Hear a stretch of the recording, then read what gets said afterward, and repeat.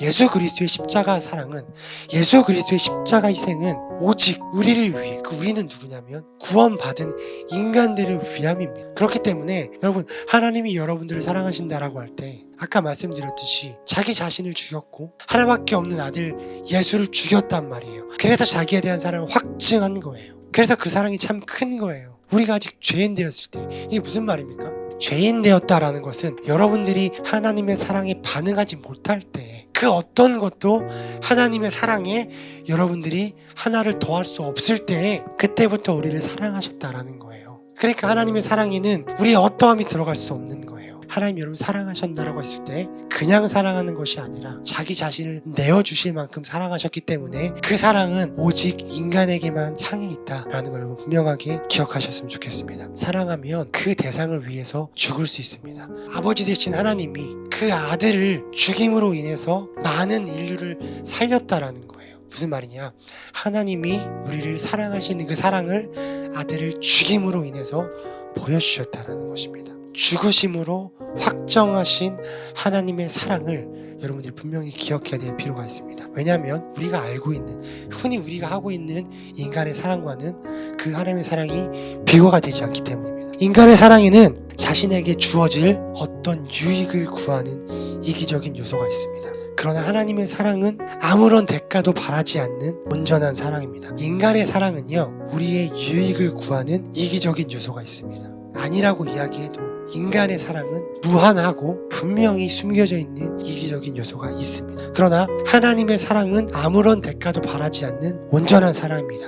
8절에서 이야기하듯이 우리가 아직 죄인 되었을 때 우리를 사랑하셨다. 이게 무슨 말입니까? 아무것도 바라지 않는다. 구약에서는 하나님의 사랑을 나타낼 때 히브리어로 헤세드 라는 단어를 씁니다.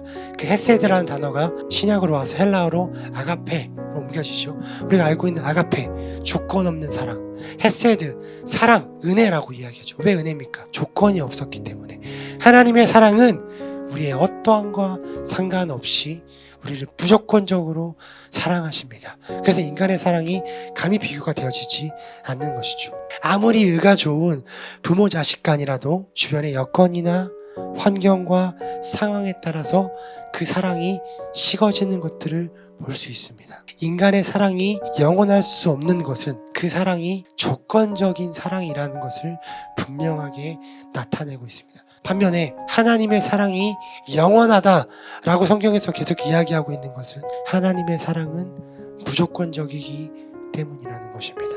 여러분들이 하나님을 원망하고 하나님을 떠나고 하나님이 없다고 하나님을 외면해도 하나님의 사랑은 변하지 않습니다. 그게 아들 예수 그리스도를 통해서 확증하신 사랑인 줄 믿습니다. 인간은 계속해서 실망하면 사랑하기를 포기합니다. 한 번, 두 번이면 내가 넘어가 줄 수 있는데 계속, 그냥 아주 계속 나를 실망시키고 나의 조건을 만족하지 못한다, 나를 계속 화나게 한다, 분노케 한다 라고 했을 때 우리는 그 사람을 계속해서 사랑하기 힘들 거예요. 그게 우리의 사랑이에요. 그 호세아와 고멜을 통해 하나님과의 우리의 관계를 보여주시는 거잖아요. 우리가 고멜처럼 계속 하나님을 실망시킨다고요. 계속 바람을 핀다고요. 계속 집을 나간다고요. 하나님이 하지 말라는 건 이거 싫다 하는 것도 우리 계속 한다고요. 근데 하나님이 호세아를 통해서 고멜을 계속 품고 사랑했던 그 선지자의 한 인생을 통해서 보여주시고자 했던 게 뭐냐면 하나님의 사랑이에요. 네가 나를 떠나도, 네가 아무리 나를 실망시켜도 나의 사랑은 변하지 않는다라는 거예요. 그래서 하나님의 사랑은 절대적이고 조건이 없으며 무한합니다. 인간의 사랑과는 비교할 수가 없는 것이죠. 하나님의 사랑은 그 어떤 것도 끊을 수 없다라고 로마서 8장에서 이야기하죠. 기억하나요? 천사도 권세자들도 사망도 그 어떤 것도 우리를 향하신 하나님의 사랑에서 아무것도 끊을 수 없느니라. 그 사랑이 여러분들에게 향해져 있다는 거예요. 여러분 분명하게 하나 아셔야 되는 게 있어요. 제가 여러분들에게 하나님의 사랑을 심겨줄 수 없습니다. 제가 오늘 설교 한번 했다고 해서 제 설교를 듣고 여러분들이 하나님의 사랑을 깨닫게 될 수 없습니다. 5절은 분명하게 이야기하고 있습니다. 성령을 통하여야지만 그의 사랑이 우리 마음 가운데 부어진다. 여러분, 아직 하나님의 사랑이 깊이 깨달아지지 않은 분들은 부탁입니다. 다른 기도하지 마십시오. 그런 사람들이 지금 무슨 가정을 위해 기도하고 돈을 위해 기도하고 직장을 위해 기도하고 건강을 위해 기도합니까?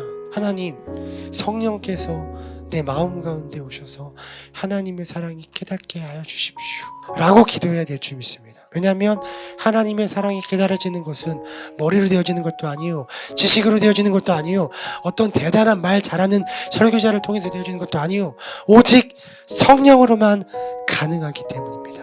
성령으로 하나님의 사랑이 깨달아지게 될 때 여러분 삶의 모든 문제들은 문제로 인식되지 않게 되어질 줄 믿습니다.